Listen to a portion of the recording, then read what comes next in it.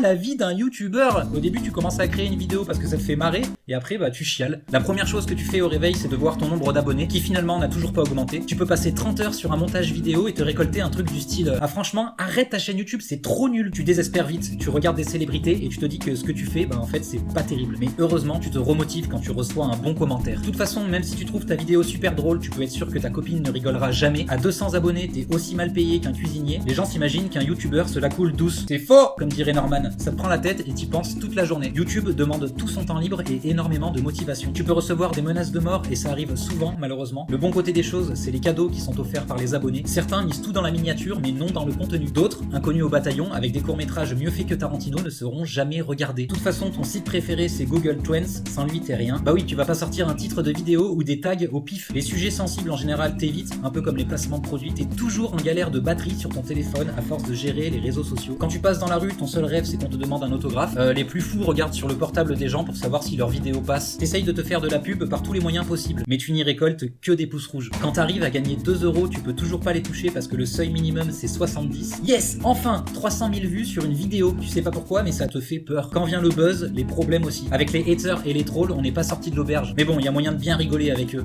Quoique. En fait, quand t'es trop connu, t'aimerais bien que personne te connaisse. La célébrité, c'est pas une récompense. Elle te permet juste d'avoir une place dans un restaurant. Faut tout prendre au second degré. Limite, tu t'en fous. Sinon, direction Sapiens sur un caillou. Tu regardes souvent tes vidéos et t'as l'impression qu'elles font marrer que toi. La communauté de YouTube, c'est vraiment un monde à part. Cruel et sanguinaire. T'as pris 50 abonnés aujourd'hui. Ça y est, tu te dis que t'es lancé. Tu sors une nouvelle vidéo et t'en perds 90. Ton éclairage au début, c'est une vieille lampe de chevet qui t'éblouit. Quand des amis arrivent à la maison et qui veulent voir ta dernière vidéo, bah t'oses pas leur montrer parce que t'en as honte. Ta peau est bronzée avec la lumière de l'ordi. T'es pâle et t'as beaucoup de cernes. Aujourd'hui, j'achète un micro. Quoi 150 €? Ok, je prends celui à 15, celui qui grésille. T'as une famille qui te regarde aussi, du coup t'es un peu limité sur ce que tu veux sortir. Bizarrement, après t'acceptes mieux la critique. T'es souvent dans un groupe avec d'autres youtubeurs et vous passez vos soirées sur Skype à parler d'une miniature. Tu fais des vidéos sur les reptiles. Bah à chaque fois que tu vas à Botanique, tu t'arrêtes pour discuter avec tes fans, même si t'es pressé. Quand tu postes une nouvelle vidéo, tu peux pas t'empêcher de regarder les stats tous les 10 minutes et ça peut durer pendant 6 heures. Ce fameux commentaire qu'on retrouve une fois la communauté agrandie. T'as changé, t'es plus comme avant, t'as pris la grosse tête.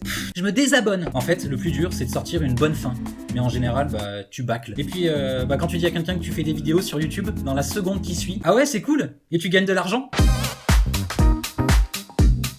Si tu aimes, lâche un gros pouce.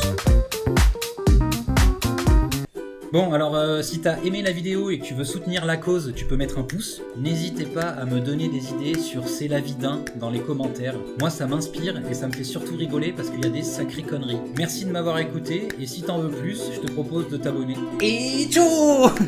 En fait, quand tu fais des vidéos comme ça dans ta chambre, t'es tout seul devant ta caméra et t'as l'impression que ton voisin, il te prend pour un fou.